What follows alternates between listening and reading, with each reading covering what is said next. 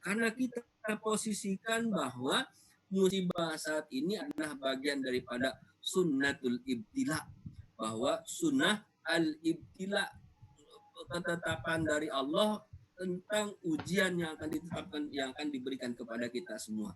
Tinggal tergantung bagaimana sikap kita terhadap ujian tersebut.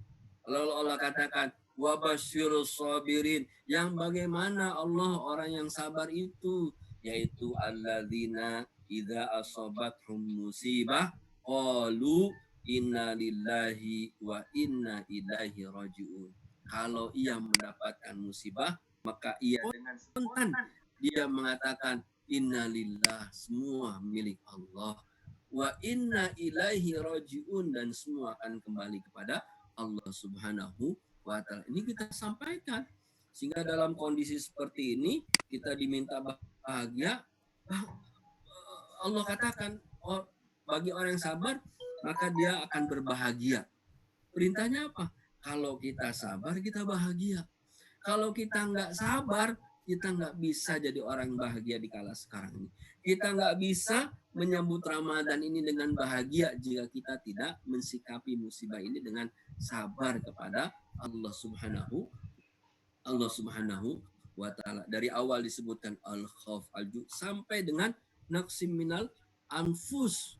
Ini paling berat.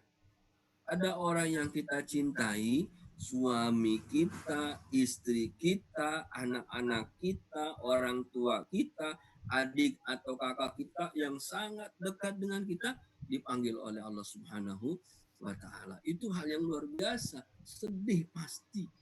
Sehingga di zaman Nabi SAW pernah dikisahkan ketika Anas bin Malik berjalan bersama Rasulullah SAW, maka ia bertemu dengan seorang wanita yang sedang menangis di atas jenazah kuburan suaminya yang sudah meninggal. Dia nangis, dan biasa kalau di Arab tuh kadang orang sedih itu nangis tuh sampai kalau di kita nangis yang perempuan tuh histeris ya, teriak begitu kan, sehingga Nabi menegur.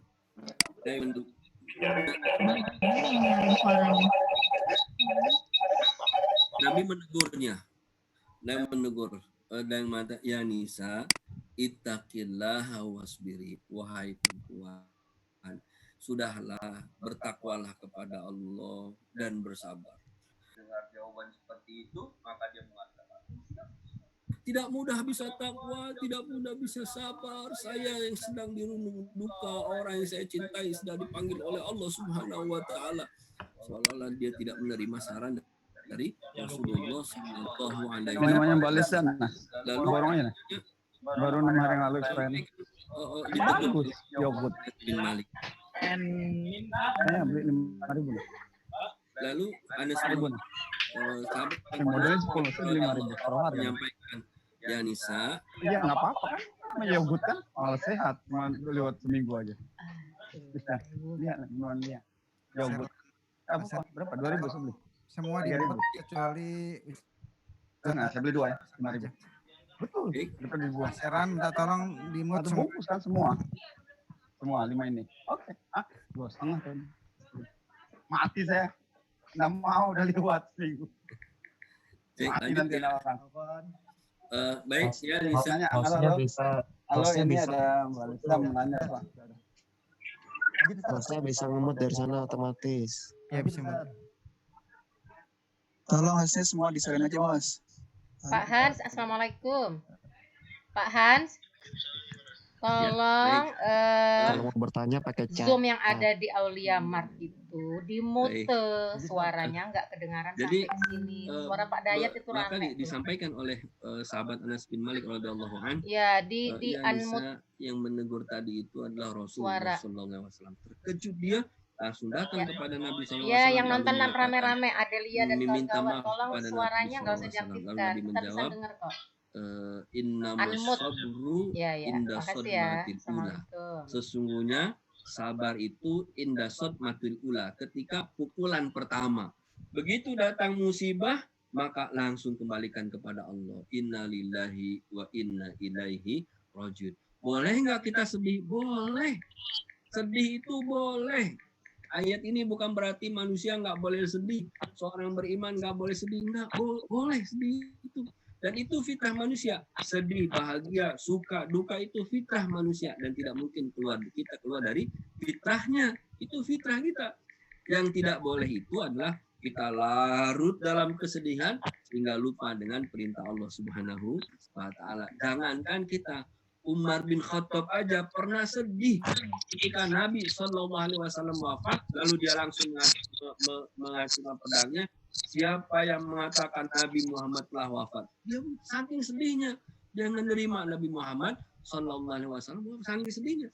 Lalu diingatkan oleh Abu Bakar Subhanahu wa taala bahwa sesungguhnya setiap Nabi itu adalah manusia biasa, bahwa dia bisa diwafatkan oleh Allah Subhanahu wa taala. Baru nangis sahabat Umar bin Khattab pada waktu itu. Bapak Ibu yang dirahmati Allah Subhanahu wa taala, kenapa Allah sampaikan berbahagia bagi orang yang sabar? Allah kasih, Allah berikan balasan dari janji balasan dari Allah Subhanahu wa taala. Ulaika alaihim shalawatu mir rabbihim. Ini yang pertama. Mereka akan mendapatkan sholawatu mir rabbihim. Sholawat dari Rabb mereka. Dalam Ibnu Katsir menyebutkan yang dimaksud dengan sholawatu mir rabbihim adalah pujian dari Allah Subhanahu wa taala. Dalam beberapa tafsir yang disebutkan mereka akan mendapatkan keberkahan dari Allah Subhanahu wa taala. Yang pertama, yang kedua warahmatun, mendapatkan rahmat, kasih sayang dari Allah Subhanahu wa taala. Yang ketiga, wa ulaika humul muhtadun. Jadi Allah tidak mengatakan ulaika alaihim shalawatum mir rabbihim wa rahmatun wa muhtadun, tidak. Tapi Allah tegaskan, diulangi lagi ayatnya, wa ulaika humul muhtadun. Mereka itulah orang-orang yang senantiasa diberikan petunjuk oleh Allah Subhanahu wa taala. Sehingga Allah menyampaikan, kalau datang musibah dalam keadaan sedih, kembalikan kepada Allah Subhanahu wa taala, maka 3 balasan akan kita dapatkan dari Allah Subhanahu wa taala. 3 ganjaran, 3 pahala, mendapatkan keberkahan, pujian dari Allah, mendapatkan kasih sayang dari Allah, dan juga diberikan petunjuk oleh Allah Subhanahu wa taala. Sehingga ada seorang sahabat datang kepada Nabi Shallallahu alaihi wasallam. Dia dalam keadaan buta. Lalu menyampaikan, "Ya Rasulullah, apakah engkau tidak maukah engkau mendoakan untukku agar aku bisa disembuhkan?" Lalu Nabi mengatakan, "Engkau mau aku doakan lalu engkau sembuh, atau engkau mau mendapatkan surga dari Allah Subhanahu wa taala?" Lalu dia mengatakan, Ya Rasulullah, aku lebih memilih surga yang diberikan Allah Subhanahu wa taala. Akhirnya dia bilang, nggak jadi dia minta doa sama Nabi, tapi dia mendapatkan surga dari Allah Subhanahu wa taala. Sehingga Bapak Ibu yang dirahmati Allah Subhanahu wa taala, ketika kita menyambut Ramadan, kita sudah bahagia. Kenapa? Karena kita termasuk orang-orang yang bersabar. Belum lagi disebutkan di slide berikutnya, lengkap 2 slide. Yang kedua, next, slide-nya mungkin lanjut. Nah, ya, oleh sebab itu maka para ulama mengatakan bahwa puasa itu adalah bulan kesabaran. Jadi dari awal nih kita sudah tahu, para ulama setiap tahrib Ramadan diingatkan bahwa puasa itu bulan sabar, puasa itu bulan sabar, puasa itu bulan sabar. Sekarang kita benar-benar diuji untuk merasakan menjadi orang-orang yang bersabar, menjadi orang-orang yang bersabar. Sehingga dalam hadis disebutkan, "Shaumu syahru sabri wa salasatu ayyamin min kulli syahrin kasomidahrin." Puasa di bulan kesabaran, maksudnya adalah bulan Ramadan, dan puasa 3 hari di setiap bulan adalah puasa sama dengan puasa sepanjang tahun. Sama dengan puasa sepanjang tahun. Sehingga disebutkan bahwa Ramadan itu bulan kesabaran. Bulan kesabaran. Sabar itu seperti apa? Para ulama mengatakan sabar itu adalah bukan cuma pasrah ya udahlah saya sabar aja, terserah aja mau dikasih apa juga nggak apa-apa. Bukan. Sabar itu bukan seperti itu. Sabar itu adalah disebutkan para ulama mendefinisikan sabar, kita sabar itu melakukan aktivitas sesuai yang diinginkan oleh Allah Subhanahu wa taala walaupun nafsu tidak menginginkannya.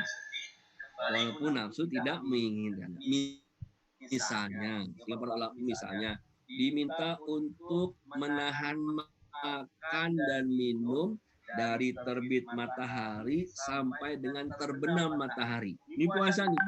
Maka kita tahan makan dan minum. Padahal siang-siang itu enaknya makan, minum yang hangat, yang dingin-dingin, terbiasa. Tapi Allah perintahkan ditahan, jangan makan. Diperintahkan lagi bahwa Ramadan itu bulan Al-Quran. Maka untuk mengisi bulan Ramadan memperbanyak baca Al-Quran. Dan tabiatnya kalau baca Quran itu biasanya baca Quran itu godaannya adalah ngantuk, Bapak Ibu yang dirahmati Allah Subhanahu wa taala. Ini godaan semua. Kalau baca Quran, yang sering baru baca 1 lembar 2 lembar udah ngantuk duluan. Tapi kalau pegang handphone, pegang gadget, sosial media, masuk ke Instagram, ke Facebook, nonton segala macam, itu nggak ngantuk. Begitu baca Quran ngantuk. Maka di situ ada kesabaran. Tahan ngantuknya, kamar mandi lagi, berwudu, lalu dibaca lagi Qurannya. Itu yang disebut dengan sabar. Dia selalu bertentangan dengan hawa nafsu kita. Itu namanya sabar. Sehingga Nabi menyampaikan bahwa sabar itu seperti daus syamsi, seperti cahaya matahari, bukan cahaya lampu biasa, tapi cahaya matahari. Punya sinar panas dan jangkauannya luas. Itu daw wasabru diaun kata Nabi. Dan cahayanya itu jangkauannya luas dan punya sinar panas. Disebutkan sabar itu seperti dia, seperti cahaya yang luas tadi. Karena beratnya, dan Allah Subhanahu wa taala menyampaikan dalam Al-Qur'an, innamabiruna ajrohum bighairi hisabin, kami akan tunaikan pahala, berikan pahala bagi orang yang bersabar, ajro bighairi hisabin, tanpa ada batasnya. Kalimat bighairi hisabin, para ulama tafsir mengatakan bighairi hisabin ini adalah pahala surga Allah Subhanahu wa taala. Siapa yang tidak menginginkan surga Allah Subhanahu wa taala? Semua kita punya cita-cita masuk ke dalam surga. Dan semua yang hadir di tempat ini, saya lihat ini partisipannya ini ada 289 orang. Ini berserta keluarganya ini. Mudah-mudahan yang hadir pada tempat ini, bahkan 290 orang, ini kita semua dikumpulkan di surga Allah Subhanahu wa taala. Amin. Bukan hanya kita lihat di sini mukanya aja, tapi nanti akan kita lihat semua kumpul lagi di surga Allah Subhanahu wa taala. Kalau di surga insya Allah nggak ada virus corona. Nggak ada. Surga semua nikmat, enak. Siapa yang nggak mau bahagia? Siapa yang nggak bahagia jika mendapatkan surga? Bahkan Allah katakan dalam Al-Quran, "Faman zuhziha 'anin nari wa udkhilal jannah fa ulaika humul faizun." Siapa yang dia mau tergelincir masuk ke dalam neraka, mau masuk lalu diselamatkan oleh Allah akhirnya masuk ke dalam surga, Allah sebutkan wa ulaika humul faizun. Itulah kebahagiaan yang nyata, itulah kemenangan yang sejati, terhindar dari azab neraka, masuk ke dalam surga Allah Subhanahu wa taala. Sehingga tidak ada alasan buat kita menyambut Ramadan walau dalam keadaan seperti ini kita sedih. Nanti sahurnya nggak kayak dulu, nanti nggak bisa lagi beli. Kalau di Jawa sini, di Jakarta dan sekitarnya itu kalau udah buka puasa rame makan gorengan. Saya nggak tahu di Balikpapan buka puasanya pakai korma apa pakai gorengan nih, saya nggak tahu. Kalau di Indonesia ini tradisinya kan sunnahnya pakai korma, wajibnya gorengan, begitu ya Bapak Ibu ya. buka puasa nanti yang jual gorengan siapa, yang jual kolaknya siapa. Oh, kayak nggak rame, nggak semeriah dulu. Kemeriahan itu bisa kita munculkan di rumah kita masing-masing. Kita buat rumah kita itu menjadi rumah yang ada surga di dalamnya. Dengan apa? Dengan kebahagiaan. Terutama bagi bapak, ibu, para suami, para istri, maka energi positifnya harus lebih. Bahagia yang dimunculkan harus lebih. Supaya apa? Supaya bisa menularkan kepada anak-anak kita. Suami harus lebih lagi. Kenapa? Karena suami bisa menularkan efek, menularkan energi bahagia kepada istrinya dan anak-anaknya. Kalau suaminya kurang energi bahagianya, apa yang mau didistribusikan? Orang Arab mengatakan yang tidak punya maka tidak bisa memfakidu syai' la yu'ti. Orang yang nggak punya nggak bisa ngasih. Sehingga energi positif kita, bahagia kita harus lebih banyak supaya bisa menularkan kebahagiaan kepada orang-orang di rumah kita. Kalau bisa kita tularkan, maka kita bisa menularkan ke tetangga-tetangga kita, ke masyarakat lingkungan sekitar kita, dan seterusnya. Ini hikmah yang Allah ingin sampaikan kepada kita. Ramadan itu bulan sabar, maka nikmatilah Ramadan itu dengan penuh kesabaran kepada Allah Subhanahu wa Ta'ala. Kemudian, kenapa kita harus bahagia dalam menyambut Ramadan? Selain Ramadan bulan sabar, karena Ramadan juga bulan ampunan. Bisa dilanjut slide berikutnya, Pak Herlan. Saya izin minum dulu. Boleh? Dilanjut slide-nya. Nah, bulan ampunan. Bulan ampunan Rasulullah SAW mengatakan as-salawatul khamsu, salat 5 waktu. Wal jum'atu ilal jum'ati, dari Jumat satu ke Jumat yang lainnya. Wa ramadhanu ila ramadhana, Ramadan satu ke Ramadan yang lainnya. Kita lihat salat 5 waktu itu adanya sifatnya harian. Salat 5 waktu dari mulai subuh sampai isya. Ini peluang diampuni dosa yang harian. Setiap salat subuh ke zuhur diampuni dosanya. Zuhur ke asar diampuni dosanya. Asar ke maghrib diampuni dosanya. Maghrib ke isya diampuni dosanya. Isya sampai subuh diampuni dosanya. Mukaffiratun lima bainahunna idza ujtanibat kabair. Diampuni dosanya selagi menjauhkan dosa yang besar. Kemudian ini harian. Ada lagi mingguan. Al-Jum'atu ilal Jum'ah. Dari hari Jumat ke hari Jumat yang lainnya. Ini peluang pengampunan dosa. Kalau tadi harian sudah diampuni. Ini sekarang mingguan diampuni lagi dosanya. Ada lagi yang sifatnya tahunan. Ramadhanu ila Ramadan. Ramadan satu ke Ramadan yang lainnya. Ini diampuni lagi dosa-dosanya oleh Allah Subhanahu wa Ta'ala. Belum lagi dalam hadis banyak disebutkan man shoma ramadhana imanan wa ihtisaban ghufira lahu ma taqaddama min dzambi. Siapa saja yang puasa karena iman dan berharap pahala dari Allah, diampuni dosanya yang sebelumnya. Man qama Ramadan, sekarang yang siapa yang qama Ramadan, yang qiyam di bulan Ramadan, yang sholat tarawih di bulan Ramadan, maka diampuni lagi dosanya oleh Allah Subhanahu wa Ta'ala. Coba kita lihat Bapak Ibu sekalian dirahmati Allah Subhanahu wa Ta'ala. Allah ingin menyampaikan kepada kita peluang pengampunan dosa itu besar sekali. Sangat besar. Lalu kenapa Allah berikan peluang itu besar? Kenapa Allah berikan peluangnya begitu banyak untuk diampuni dosa? Kita lihat. Wahai hamba-hambaku, innakum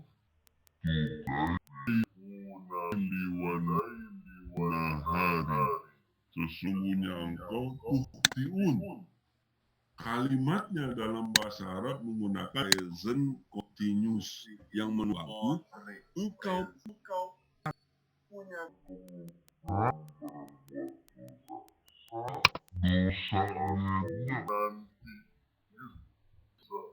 tapi Allah sebutkan tuhtiun kemungkinan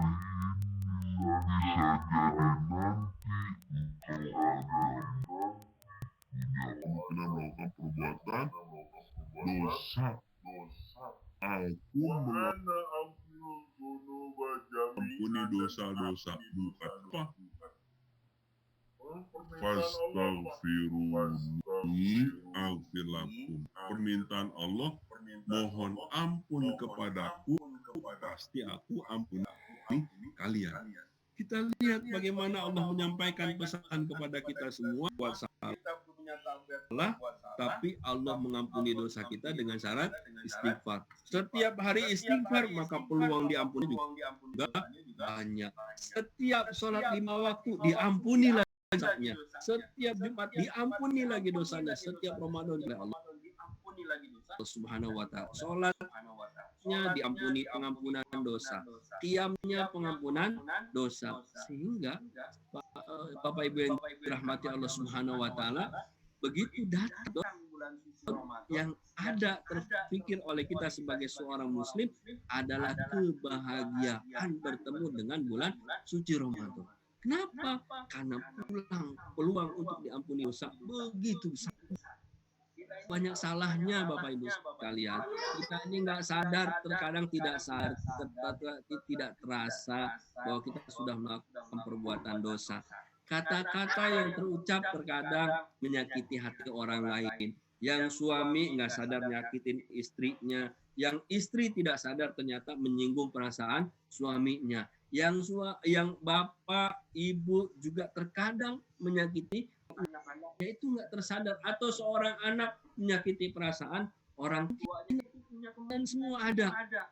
Atau saudaranya, atau teman sekerjanya, teman sejawatnya, kerabatnya, tetangganya, peluangnya itu ada. Sehingga begitu kita istighfar, sadar kita cukup, Allah berikan lagi kesempatan dengan sholat 5 waktu dengan bulan Ramadan. Sehingga dalam sebuah kitab disebutkan yang sudah meninggal pun, yang sudah meninggal datang bulan suci sama Ramadan, oh ya Allah, izinkan aku hidup malam saja, sebentar saja aku hidup untuk menikmati bulan suci Ramadan, bulan pengampunan yang sudah diberikan kesempatan hidup. Bagaimana kita yang masih itu tidak bahagia? Ramadan ini dan bulan pengampunan tidak akan berakhir terhadap virus corona. Begitu ada corona terus dia begitu ada corona ada corona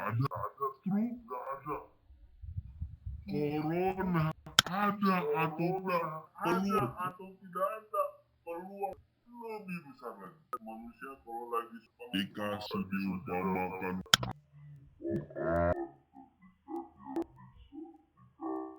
angin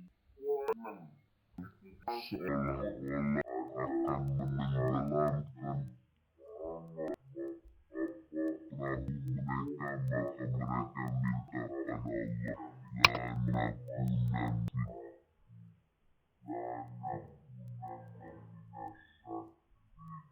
kami menjadi orang-orang yang bersyukur. Itu permintaannya.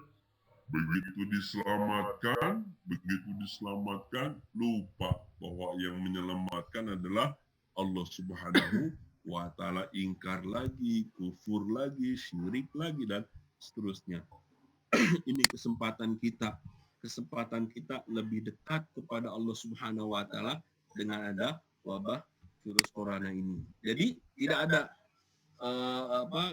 ada yang membuat kita ini menjadi sedih, membuat kita ini menjadi tidak semangat. Justru yang muncul adalah berbahagia karena Ramadan bulan pengampunan dosa, Betapapun banyaknya dosa-dosa kita, kalau dosa besar harus tobat. Dosa kecil ini yang nggak terasa itu dosa-dosa kecil. Kalau dosa besar itu syirik, mencuri, berzina, bohong, memfitnah, itu dosa besar, itu tidak akan diampuni kecuali dia bertobat kepada Allah Subhanahu wa ta'ala. Atau yang bulan Ramadan nggak puasa, tidak ada uzur, itu juga dosa besar ini tidak diampuni kecuali dia bertobat kepada Allah Subhanahu. Adapun dosa kecil, ini karena peluangnya banyak, kemungkinan buat dosa kecil juga banyak. Kemungkinan berbuat dosa kecil juga banyak, sehingga dengan adanya Ramadan kita bahagia, ya Allah, alhamdulillah kita bisa ketemu dengan bulan pengampunan dosa. Makanya para sahabat radhiyallahu anhum itu mereka berdoa kepada Allah 6 bulan sebelum datang bulan Ramadan. 6 bulan. Begitu habis bulan Ramadan, mereka bertaubat selama 6 bulan. Khawatir, takut amalnya tidak diterima. Sehingga di akhir bulan Ramadan itu Nabi mewanti-wanti, mewasiatkan kepada kita dengan menyampaikan celaka, rohima'an fon, rohima'an, celaka 3 kali. Sahabat bingung, siapa ya Rasul yang celaka? Mereka yang bertemu Ramadan tapi dosanya tidak diampuni oleh Allah Subhanahu wa taala. Mereka bertemu dengan orang tuanya, mereka tidak berbuat baik kepada kedua orang tuanya. Nabi menyampaikan 3 kali pesannya, celaka. Sehingga kita berharap Bapak Ibu yang dirahmati Allah Subhanahu wa taala, Ramadan ini kita dosanya diampuni oleh Allah Subhanahu wa taala. Kemudian yang berikutnya Pak Heran bisa ditampilkan, yang membuat kita ini bahagia adalah karena Ramadan itu musim kebaikan. Ramadan itu banyak sekali peluang kebaikan. Coba kita lihat hadis Nabi sallam bahwa Ramadan tahu fihi abwabul jannah. Dibuka pintu surga. Coba lihat. Pintu surga dibuka. Pintu surga dibuka. Waktu pelaku fihi abwabun nar. Pintu neraka ditutup. Disebutkan dibuka pintu surga. Tidak ada satupun pintu surga yang tertutup. Ditutup pintu neraka, tidak ada satupun pintu yang terbuka. Neraka.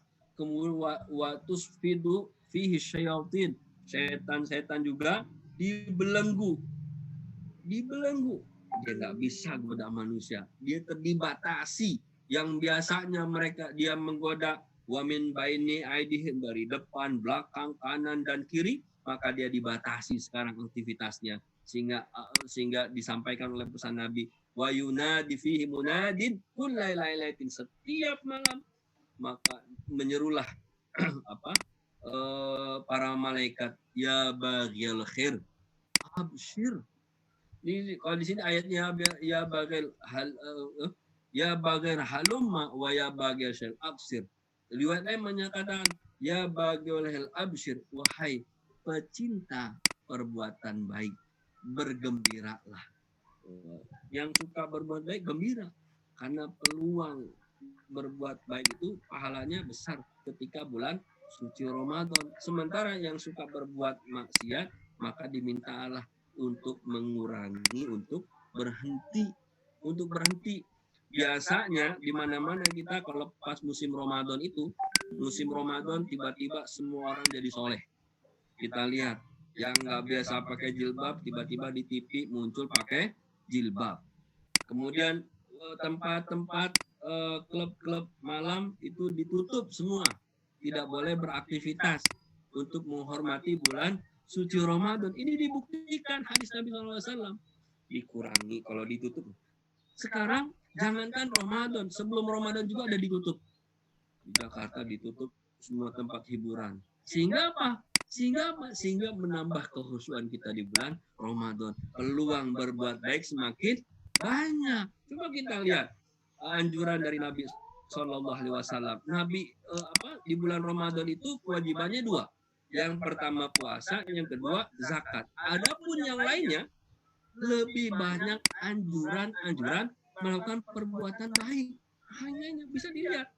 Misalnya di bulan Ramadan peluang dianjurkan melakukan perbuatan baik. Yang pertama adalah dalam hadis disebutkan sedekah. Sehingga banyak hadis yang menyampaikan karena Nabi SAW ajwadun nasi mayakun fi maram. Nabi itu paling dermawan, lebih dermawan dari bulan-bulan yang lainnya di bulan Ramadan. Peluangnya banyak. Sehingga orang beramai-ramai, berbondong-bondong memberikan sedekah di bulan Ramadan. Sehingga kita nanti begitu mau masuk bulan Ramadan siap-siap. Siapa nih yang akan saya berikan sedekah? Kalau bingung-bingung, kemarin ini kan ada rame tuh, banyak artis yang akhirnya didatangi oleh para mustahik. Berita ya, dari mulai saya kemarin lihat ada Nikita Mirzani, ada siapa lagi tuh, kan didatengin kan, dia kelihatan nyumbang, jadi rame orang pada datang. Sebenarnya kalau akhirnya kan orang datang, oh dia masih banyak tuh, datang semua. Dan begitu sahabat orang Indonesia memang, begitu ngeliat orang baik datang mintanya dapat langsung. Akhirnya kerepotan sendiri. Tapi kalau misalnya peluangnya kita bisa bersinergi dengan lembaga-lembaga, di balik papan ada IZI, maka kita korelasi sinergi dengan IZI punya apa nih? Itu bisa lebih maksimal, sehingga Bapak Ibu nggak usah khawatir didatangi banyak orang. Nanti tinggal diminta rekomendasi. Ini di saya ada segala macam, sinergi, bermitra. Kalau bermitra maka peluang untuk mendistribusikan bisa lebih maksimal. Itu kan sampai dalam hadis disebutkan afdolus sodaqati sodaqatu Ramadan. Sedekah yang paling afdol adalah sedekah di bulan Ramadan. Ini disampaikan sedekah, sehingga misalnya memberikan makan berbuka puasa gitu kan, itu paling banyak. Kalau di Mesir itu Bapak Ibu sekalian, itu sampai satu masjid itu buka spanduk, nempel spanduk, masjid ini tidak menerima sumbangan berbuka puasa, disebutkan, karena sudah di cover oleh Fulan bin Fulan, satu orang. Dan sekali berbuka puasa itu, kalau di kita kan ada takjil, di Indonesia takjilnya banyak nih, dari mulai kolak, banyak kan kolak pisang, kolak segala macam, kolak gorengan segala macam. Kalau di Mesir takjilnya itu kurma, dengan kurma. Sekarang kurma macam-macam, sukari apa segala macam. Biasanya kita kurmanya itu kurma yang agak keras, direndam air hangat, terus langsung situ. Begitu azan kurma 3 butir, 3, 4, 5 gitu. Setelah itu qomat. Begitu setelah qomat langsung makan besar Bapak Ibu sekalian. Sehingga setiap di masjid tertentu bahkan diumumkan menunya. Hari Senin menunya daging, hari Selasa menunya ayam, hari Rebo menunya ikan. Nah, kita kalau mahasiswa kayak saya ini dulu tinggal datang aja masjid mana yang makannya enak, ikut buka di situ gitu. Karena memang peluangnya banyak. Mereka itu berlomba-lomba untuk mengcover, memberikan makan berbuka puasa. Kata Nabi, man aftara shaiman falahu ajrus shaim. Siapa yang memberikan makan orang yang berpuasa mendapatkan pahala seperti orang yang berpuasa. Wah, nanti tinggal dilihat teknisnya. Ini kan virus corona. Kalau kita ngundang orang berbuka puasa gimana ya? Nanti dilihat. Tetap menjaga protokol kesehatan, tapi peluang berbuat juga tetap ada. Aktivitas kebaikan yang lain, qiyamul lail. Jelas. Oke, mulai terawih diantaranya. Nah, dan ada pertanyaan, Pak Ustadz, boleh nggak kalau sudah terawih lalu qiyamul lail? Nah, para ulama berbeda pendapat tentang hal ini. Ini bab dapur fikihnya panjang kalau diskusi ya tentang qiyamul lail. Yang paling penting adalah tetap melakukan qiyamul lail, iman wahtisaban. Hal aktivitas kebaikan yang lain adalah tilawatil Quran, membaca Al-Quran. Ini juga dianjurkan musim kebaikan. Kalau bulan yang lain 1 huruf berbanding 10 kebaikan, Ramadan 1 huruf itu bukan 10 kebaikan, berlipat berpuluh-puluh kebaikan. Sehingga kata Nabi, ya baghal khair absyir, gembira. Kita nih yang hadir di sini, saya yakin ini ada orang yang cinta dengan kebaikan. Sehingga kita harus berbahagia dalam menyambut bulan suci Ramadan. Bapak Ibu yang dirahmati Allah Subhanahu wa taala, itu sebabnya kenapa kita harus bahagia dalam menyambut Ramadan. Karena Ramadan ini bulan kesabaran, Ramadan ini bulan pengampunan dosa, dan Ramadan juga musim melakukan perbuatan baik. Saya kira ini yang dapat saya sampaikan. Mudah-mudahan ada manfaatnya. Terima kasih. Wallahu a'lam bishawab. Alhamdulillah. Baik Ustaz, Jadi intinya Bapak sekalian tentu kita harus tetap berbahagia ya untuk menyambut Ramadan di sisi himpitan ya, di tengah kondisi pandemi COVID walaupun tapi tentu Ramadan yang seperti Ramadan penuh banyak hal yang bisa kita lakukan ya, kebaikan-kebaikan. Di sini juga ada bulan kesabaran, ampunan, dan juga bisa melakukan berbagai macam aktivitas kebaikan, sehingga sebagai seorang yang beriman tentu kita sangat menyambut ini dengan baik sebagainya. Baik, sebelum ini kami sampaikan dulu ini alhamdulillah ini semua yang peserta dari Tarhib kita ini berbagai macam mitra-mitra saat ya, dari moderatornya Izi, kemudian juga ada dari keluarga besarnya Yayasan An-Nahal Balikpapan ya, dari Yayasan Nasrullah, kemudian dari para keluarga besar Pokalko Balikpapan, dan juga dari BDIPHKT bergabung dalam Tarhib ini. Baik, Bapak sekalian langsung saja kita persilakan untuk bertanya ya, kita sampaikan melalui cakan ya. Nanti diskusi tema ini bisa tentang tema yang kita angkat ataupun kalau di luar dari topik ini mungkin juga nanti bisa akan kita silakan kepada satu. Monggo Bapak Ibu sekalian.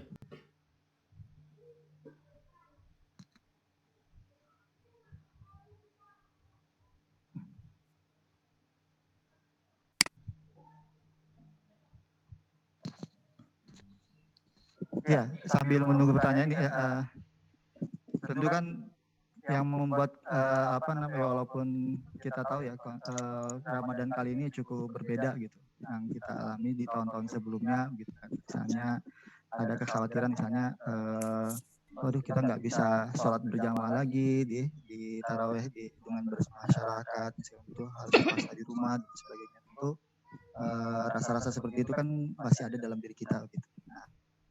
Namun tadi dijelaskan oleh Ustaz juga banyak hal juga yang membuat kita bahagia gitu dalam menjalankan Ramadan ini, sehingga mungkin itu yang kita kedepankan sehingga bersemangat nih senantiasa menyambut Ramadan. Bapak sekali kami persilakan yang ingin bertanya bisa, atau mungkin kalau ingin langsung menyampaikan bisa diklik ya, ada raise hand-nya tadi itu, nanti langsung kita unmute, bisa langsung menyampaikan melalui voice. Silakan. Oh, sudah ada yang angkat tangan ya? Sebelumnya ya.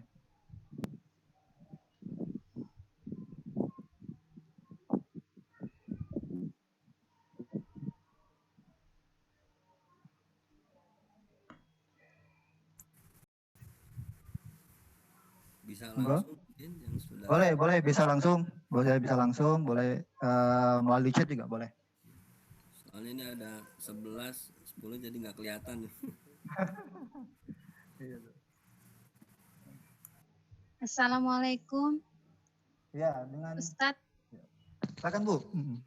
Iya, mau nanya ini kalau bulan puasa gimana caranya kalau kita mau kasih tajil, kebiasaan ke masjid gitu ya. Ini gimana caranya dengan adanya corona ini? Itu aja. Syukran. Assalamualaikum warahmatullahi wabarakatuh. Waalaikumsalam warahmatullahi wabarakatuh. Ya. Nah, ini Bang. Ditampung dulu atau gimana, Zat? Padahal silakan. Di Indonesia terserah. Ada lagi Bapak Ibu sekalian yang ingin bertanya, boleh langsung chat atau mungkin langsung menyampaikan melalui voice. Assalamualaikum. Assalamualaikum warahmatullahi wabarakatuh.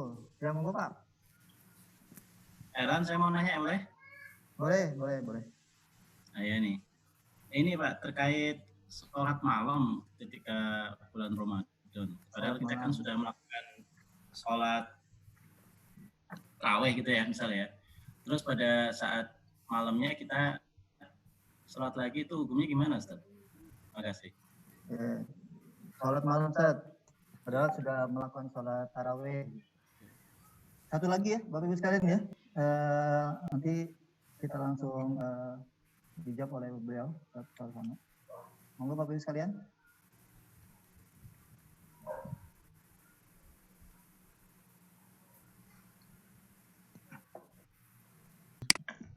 Assalamualaikum warahmatullahi wabarakatuh. Baik Pak Eko dari Balikpapan. Baik.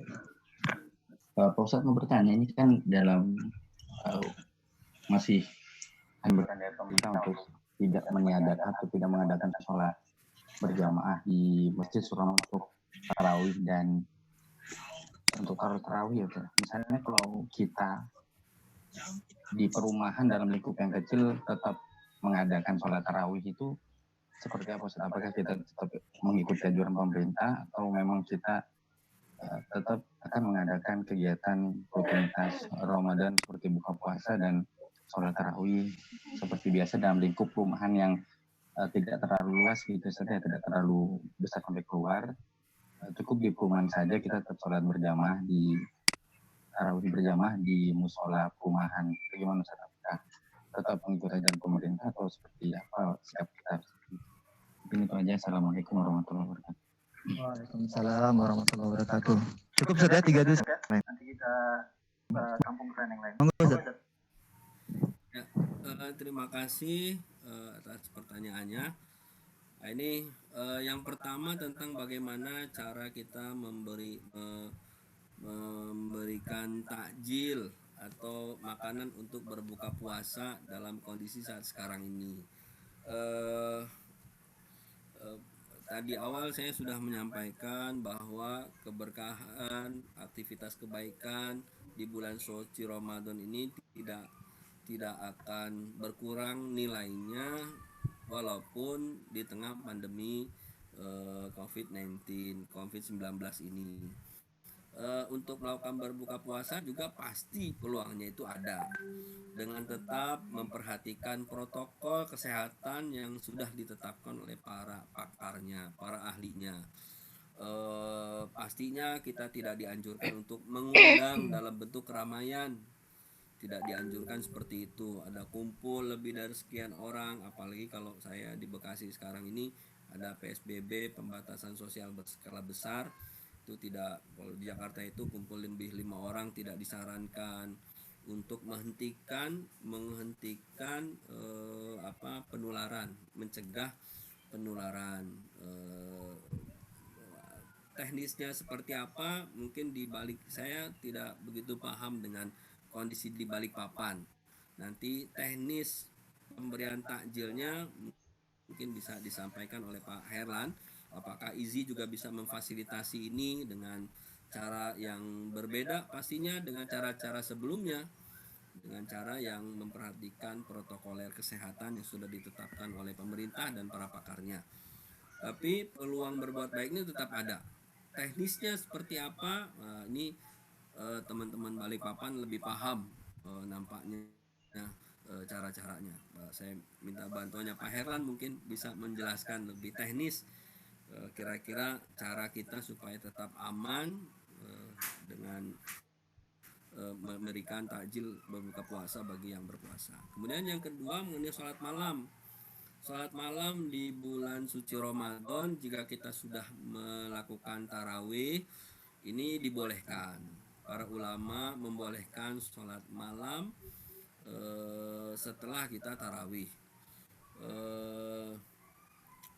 Kalau sudah witir di waktu tarawih, maka kita tidak boleh witir lagi. Karena yang sholat malam ini dianjurkan adalah jumlahnya ganjil. Kalau kita sepada isya sudah tarawih 11 rakaat, malam bangun lagi mau sholat lagi, dibolehkan tapi tidak boleh witir. Kalau sekarang bisa jadi kita tidak tarawih di masjid. Nah ini satu hikmahnya nih. Satu hikmah melanjut ke pertanyaan yang ketiga, tidak ada tarawih di masjid kan. Kalau di masjid yang sering banyak muncul pertanyaan biasanya kalau kita di masjid sudah sholat selesai 11 rakaat atau sekian rakaat, pulang ke rumah mau sholat lagi di waktu malam, bangun tidur kemudian sambil nunggu sahur sholat lagi boleh apa enggak. Ulama mengambil pendapat boleh, kalau sudah witir tidak boleh witir lagi. Catatan cuma di situ supaya jumlahnya menjadi ganjil. Ini mengenai jumlah rakaat tarawih banyak lagi perbedaan pendapat para ulama.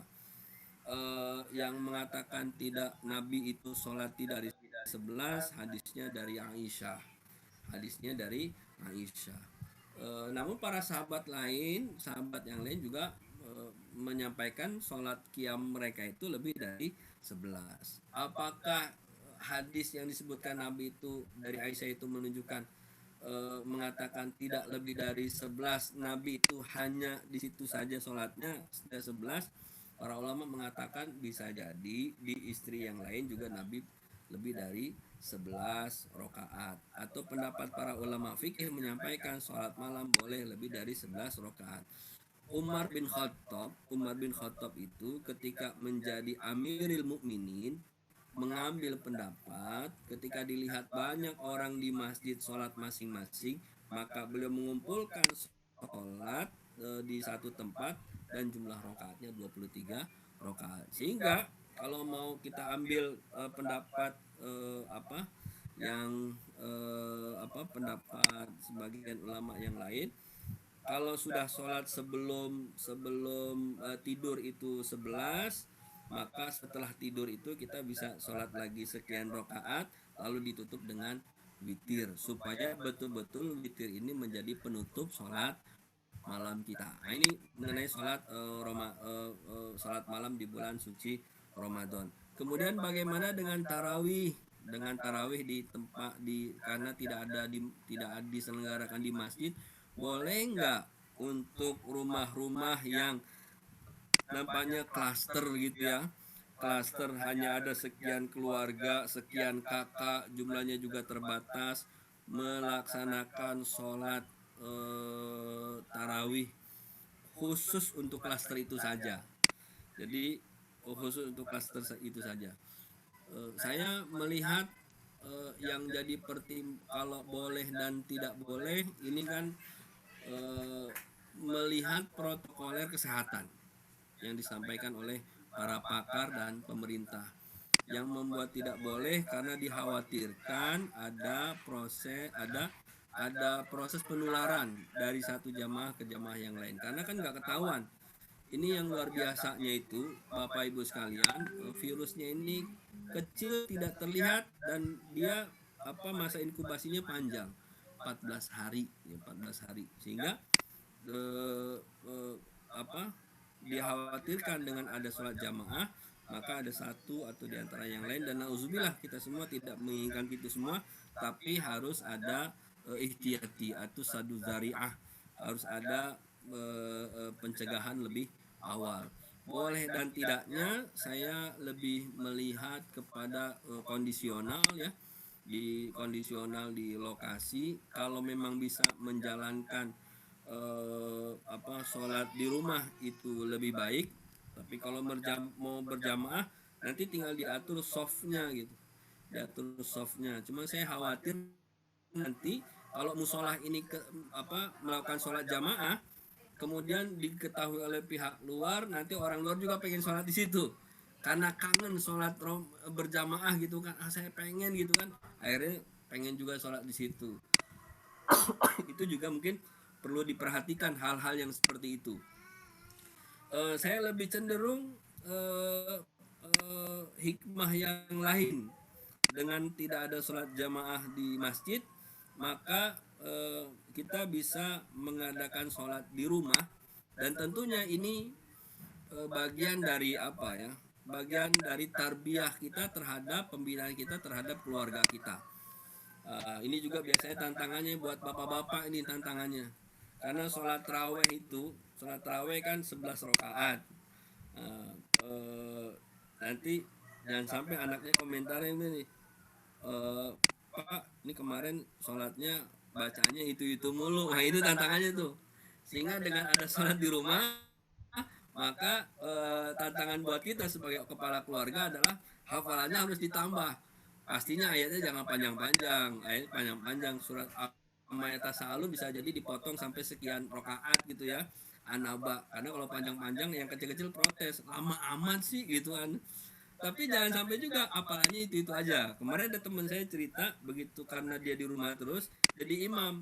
Nah begitu pas jadi imam, bacaannya banyak dibenerin oleh anaknya. Anaknya perempuan, dia bilang bacaan saya dianggap salah mulu sama anak saya, katanya. Abin harus belajar tajwid nih kayaknya nih, katanya. Baru terasa ternyata selama ini anaknya doang yang disuruh belajar, bapaknya lupa buat belajar. Ini hikmah lain nih Bapak Ibu sekalian, hikmah lain dari kita diminta untuk di rumah aja, memotivasi kita sebagai orang tua untuk terus banyak belajar. Saya belum bisa menyarankan boleh tidaknya sholat tarawih di rumah, di komplek dalam jangkauan jamaah terbatas, karena yang lebih paham wilayah dan kondisi adalah Pak Eko ya. Pak Eko lebih paham sendiri lokasinya seperti apa, tingkat kesehatan tetangga, lingkungan sekitar juga seperti apa, itu lebih paham. Jadi disepakati secara bersama saja, dan kalaulah memang tidak memungkinkan maka kita sholat di rumah, itu bisa lebih bagus, sekalian latihan kita untuk murojaah hafalan ya Pak. Wallahu a'lam bishawab. Iya, benar. Tiga pertanyaan ya. Tadi menyambung yang terkait masalah berbagi takjil ya. Jadi yang jelas kebaikan kita atau niat kita ingin berbagi takjil kepada orang lain juga sebenarnya masih bisa kita lakukan gitu. Masih bisa di bulan Ramadan saja, mungkin cara penyalurannya yang berbeda gitu. Nah, tadi yang jelas tidak ada pengumpulan massa gitu ya, tidak ada pengumpulan massa, kemudian dari segi kemasan makanan juga coba diatur gitu. Nah, di IZI sendiri sejak awal kita memang sudah punya program paket iftar itu gitu, berbagi paket takjil dan iftar. Nah, tahun ini mungkin penyalurannya langsung tuh diberikan kepada orang yang membutuhkan. Seperti kami menyalurkan program-program atau paket-paket yang lain. Jadi ada paket sekian langsung disalurkan ke orang yang membutuhkan, apakah itu di rumah, di rumahnya langsung dan sebagainya, atau mungkin panti-panti yang dimana sebenarnya juga banyak anak-anak kita, anak-anak yatim kita yang ada di panti itu sebenarnya dalam kondisi tidak pulang kan gitu ya, ada di panti begitu, mungkin juga menjadi sasaran yang bisa kita salurkan bantuan. Mungkin itu Ustaz. Baik Bapak sekalian, lanjut lagi ya pertanyaannya, monggo bisa langsung disampaikan atau mungkin yang ingin menyampaikan boleh chat juga bisa.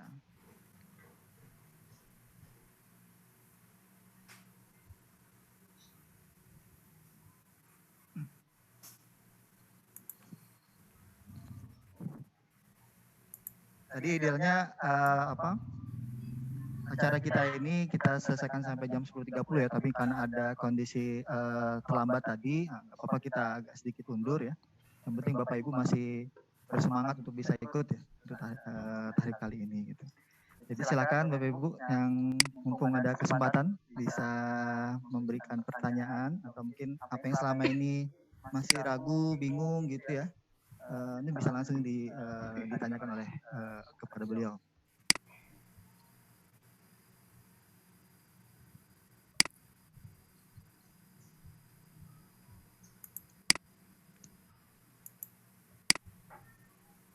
Jadi di kompleks PKPU nggak ada sholat Ustaz ya? Enggak. Nggak ada sholat ya? Enggak. Kita cuma 22.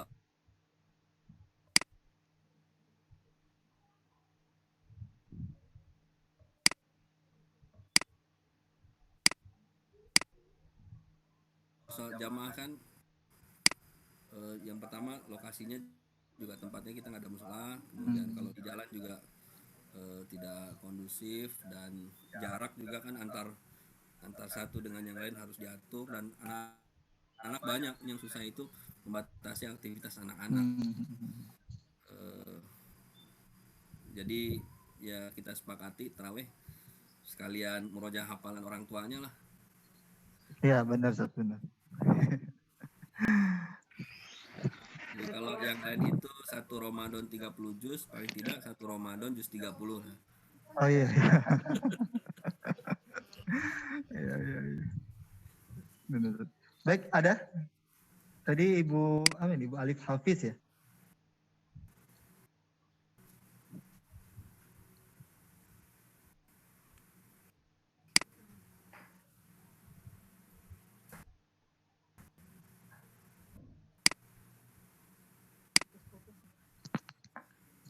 Ada? Ini Bu Alif kayaknya unmute nih. Ada yang tanya dari Syafruddin Fitria. Langsung saja tuh ya. Di sini beliau bertanya, kalau mengadakan sholat berjamaah di masjid, apakah boleh safnya diberi jarak misal per meter begitu? Nah, ini pertanyaannya. Langsung dijawab, Zat? Atau? Boleh. Oke, tahu. Yang pertama ada hukum asal namanya. Hukum asal itu adalah hukum yang berlaku secara normal. Tidak ada halangan, tidak ada kondisi apapun.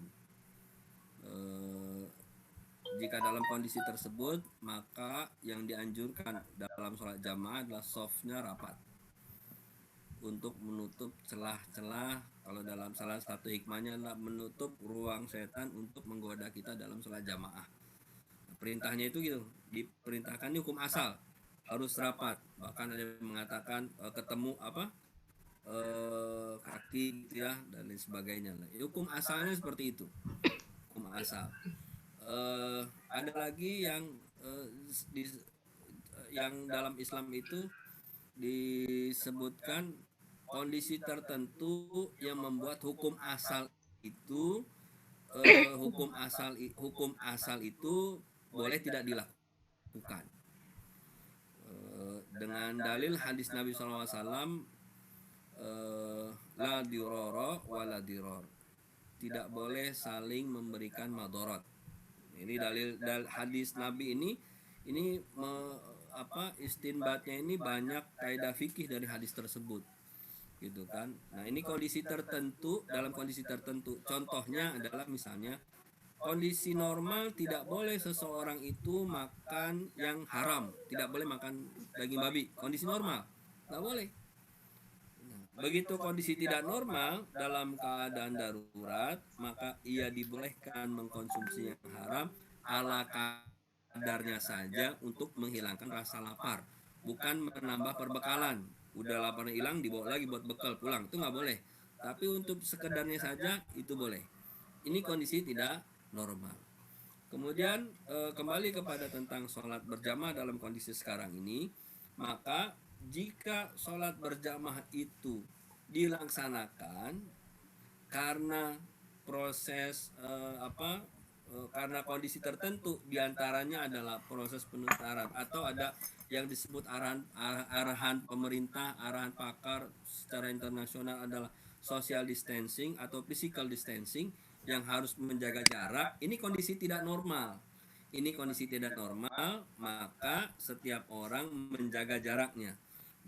Begitu juga begitu sholat berjamaah, maka dengan kondisi tersebut, kondisi tidak normal tersebut, maka dalam berjamaah jaga softnya, ada jarak 1 meter atau 1,5 meter. Ini sebagian ada yang membolehkan, sebagian ada yang menolehkan, sehingga di sebagian tempat sholat berjamaahnya tetap dilakukan, tapi dengan memperhatikan jarak antar jamaah, karena tadi dikhawatirkan ada madorot yang terjadi jika dalam kondisi rapat, ada penularan dan lain sebagainya, atau tidak sesuai dengan standar protokol kesehatan. Bukan berarti juga kok lebih takut sih sama virus corona dibandingkan takut sama Allah. Kan kalau kita sholat, masa iya virus corona juga mau nyerang gitu. Ini bukan masalah bab takut dan tidak takut. Karena yang namanya khasyah kepada Allah itu tidak mesti ditunjukkan dalam bentuk fisik. Tapi khasyah, ketakutan kepada Allah itu adanya di dalam hati. Ada di dalam hati kita semua, sehingga Bapak Ibu yang dirahmati Allah Subhanahu wa taala, dalam sholat poinnya adalah tadarru, poinnya adalah khusyuk. Apakah sholat di masjid kalau tidak khusyuk, tidak tadarru, penuh khawatir, penuh was-was, ini juga tidak disarankan. Sehingga saran dari saya adalah ketika memang khurus minal khilaf, keluar dari ikhilaf, keluar dari perbedaan pendapat tentang jarak, maka lebih memilih saran yang disebutkan oleh para ulama kita dalam fatwanya. Apabila zona wilayah tersebut masuk dalam kategori zona merah, maka kita ikuti saran para ulama kita untuk tidak melaksanakan sholat berjamaah di masjid. Ini yang lebih baik. Ini yang saya pikir disarankan seperti itu. Wallahu a'lam bishawab. Lanjut, Ustaz. Ini ada langsung 2 pertanyaan. Yang pertama terkait masalah dari Pak Hidayat ya. Intinya terkait masalah wabah ini yang belum tahu pasti kapan berakhirnya, sedangkan sholat Jumat pun juga menjadi ditiadakan atau diganti sholat duhur. Nah, seperti itu. Nah, ini seperti apa, Ustaz? Pendapatnya. Kemudian yang kedua juga terkait dari Ustaz Jastina, berarti dengan kondisi sekarang ini apakah juga tidak boleh untuk itikaf di masa ya. Yang pertama tentang yang dimaksud dalam hadis, siapa saja yang tidak sholat Jumat 3 kali karena lalai. Jadi ada sebab yang membuat dia itu masuk dalam kategori kafir atau munafik. Karena dia melalaikan sholat Jumat tersebut, maka ia sama dengan ini lalai nih sebabnya. Karena nggak mau atau enggak lah nggak sholat Jumat gitu kan, maka dia masuk dalam kategori golongan itu. Tapi kalau tidak sholat Jumat bukan karena disebabkan lalai, ini kan bukan karena sebab lalai. Kita itu kalau kangen banget mah ya, kalau ngikutin kangen itu kangen banget kita sholat jamaah. Terkadang sama teman-teman tuh saya sering cerita, ini jangan-jangan apa Allah sedang menguji kita, apa waktu dulu kita diberikan nikmat sholat berjamaah tanpa ada halangan, tanpa ada pantangan, tanpa ada rasa khawatir, tidak ada rasa takut. Tapi terkadang kita kurang bersyukur mendapatkan nikmat tersebut. Allah uji saat sekarang ini, Allah angkat sementara nikmat tersebut. Mudah-mudahan bukan karena kita bukan karena kita kufur terhadap nikmat. Mudah-mudahan bukan karena itu, tapi ketika kita merasakan nikmatnya sholat berjamaah, kita rasakan sebagai nikmat dari Allah, maka mudah-mudahan Allah segera kembalikan merasakan indahnya sholat berjamaah, bukan cuma sholat Jumat 1 pekan sekali, tapi sholat berjamaah 5 waktu di masjid. Nah, ini yang pertama saya sampaikan. Jadi selagi sebabnya bukan karena lalai, maka tidak masuk dalam kategori kategori munafik atau kategori kafir seperti yang disampaikan dalam hadis. Al-hukmu yaduru ma'abi illatihi. Hukum itu berputar bersama dengan ilatnya. Itu yang pertama. Yang kedua, apakah kondisi sekarang ini kita juga tidak boleh beritikaf? Kita masih saya masih berharap, berdoa kepada Allah, mudah-mudahan dengan adanya bulan suci Ramadan, banyak kita zikir kepada Allah, banyaknya kita berdoa kepada Allah, virus corona akan segera hilang. Sehingga dengan virus corona ini hilang, kita bisa merasakan iktikaf di masjid, mudah-mudahan. Tapi andaikan wabah ini belum juga hilang, maka sesuai dengan anjuran pemerintah, maka kita tidak itikaf dulu di masjid, dan bukan berarti kita melalaikan sunnah dalam menghilangkan salah satu sunnah di bulan suci Ramadan, bukan. Ini juga karena kan iktikaf itu salah satu targetnya mendapatkan malam Lailatul Qadar. Nah, Allah ingin menyampaikan kalau memang tidak di masjid, sesungguhnya Lailatul Qadar juga bisa kita dapatkan di rumah. Ini pertanyaan yang sering disampaikan oleh ibu-ibu biasanya. Enak bapak-bapak bisa itikaf di masjid, kalau ibu-ibu masih punya anak kecil, dia di rumah, jangan-jangan nggak dapat malam Lailatul Qadar karena nggak itikaf di masjid. Ini pesan yang ingin disampaikan, bahwa Lailatul Qadar juga bisa kita dapatkan di rumah selagi kita tetap berjaga-jaga atau tidak berjaga-jaga di rumah dengan menghidupkan malam, dengan qiyam, dengan tilawah, dengan aktivitas amal ibadah yang lainnya. Saya kira gitu untuk pertanyaan nomor 2. Jadi kita tetap menunggu arahan dari pemerintah berkaitan dengan boleh dan tidaknya iktikaf. Ini mungkin pertanyaan yang terakhir Ustaz ya. Karena di waktu Balikpapan sudah menunjukkan kurang jam 12 ya. Ini mempertegas saja Ustaz, mempertegas tadi terkait masalah salat berjamaah di masjid dengan berjarak 1 meter atau salat berjamaah di rumah dengan keluarga. Di antara dua itu mana yang lebih baik gitu Ustaz? Berjamaah di masjid dengan saf 1 meter dibandingkan dengan sholat berjamaah di rumah dengan keluarga. Nah, di antara dua itu mana yang mungkin yang lebih baik sehingga kita bisa mengikuti salah satunya? Ini pertanyaannya sulit ya. Pertanyaan sulit, mana yang lebih baik, karena ini kondisinya tidak normal. Ini kondisinya tidak normal. Kalau kondisinya normal pasti lebih baik di masjid.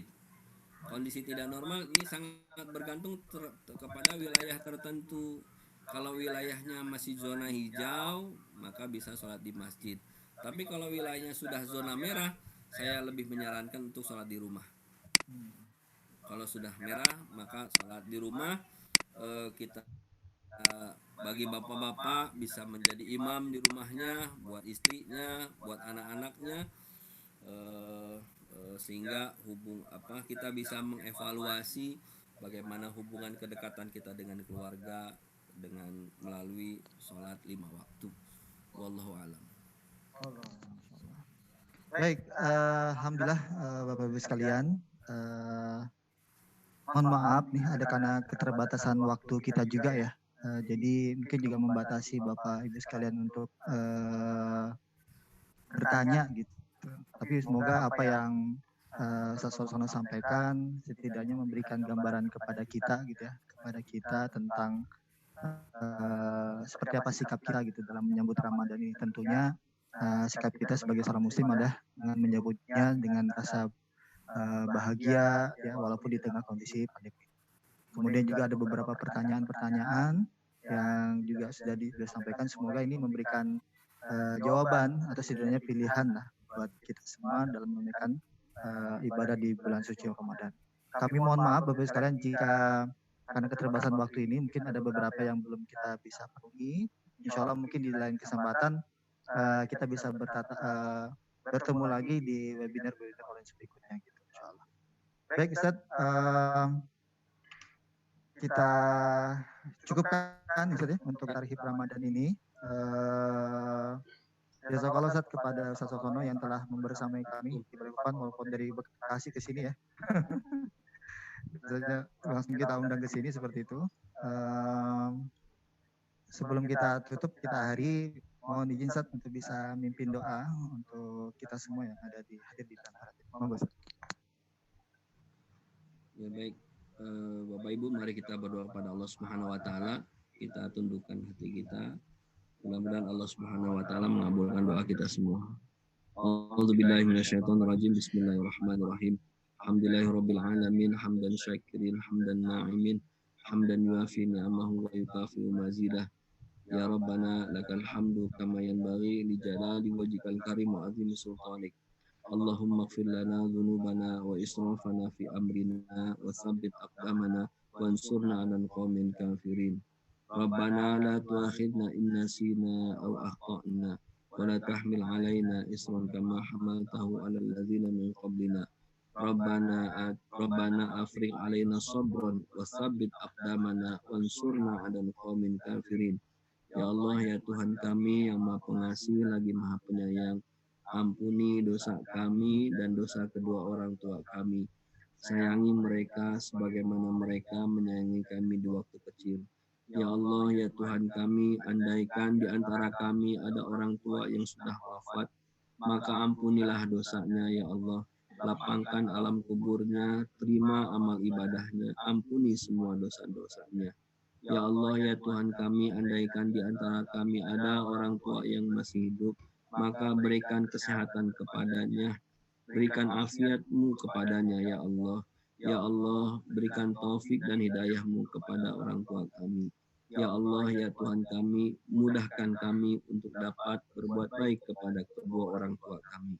Ya Allah, ya Tuhan kami, karuniakan kepada kami keluarga sakinah, mawaddah, warahmah.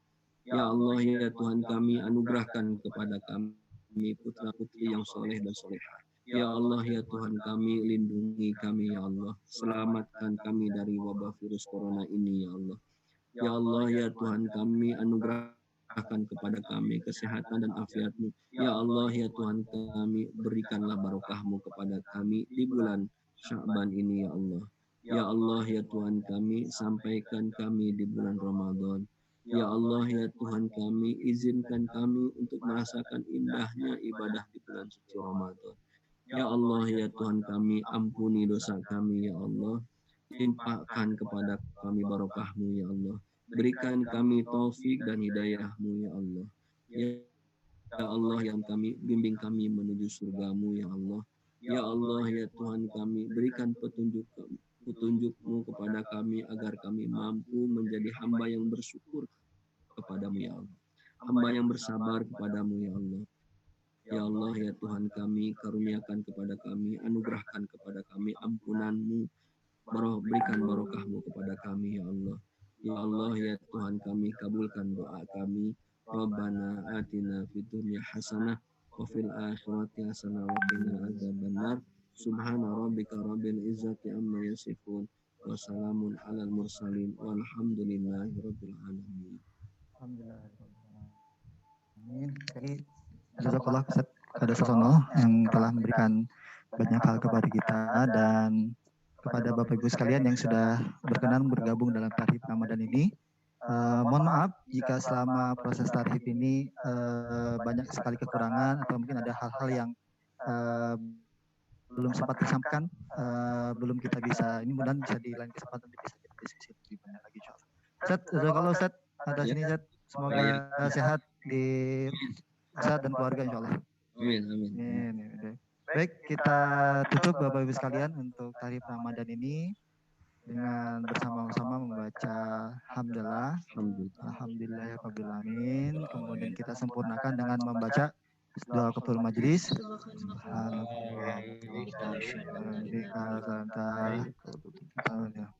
Baik. Saya Haran Boji, Bapak Ibu sekalian, sebagai host, mohon maaf jika dalam memimpin banyak sekali kekurangan dan mohon maaf apabila dalam proses penyanyi banyak sekali. Terima kasih atas kehadirannya. Saya akhiri. Wassalamualaikum warahmatullahi wabarakatuh. Waalaikumsalam warahmatullahi wabarakatuh.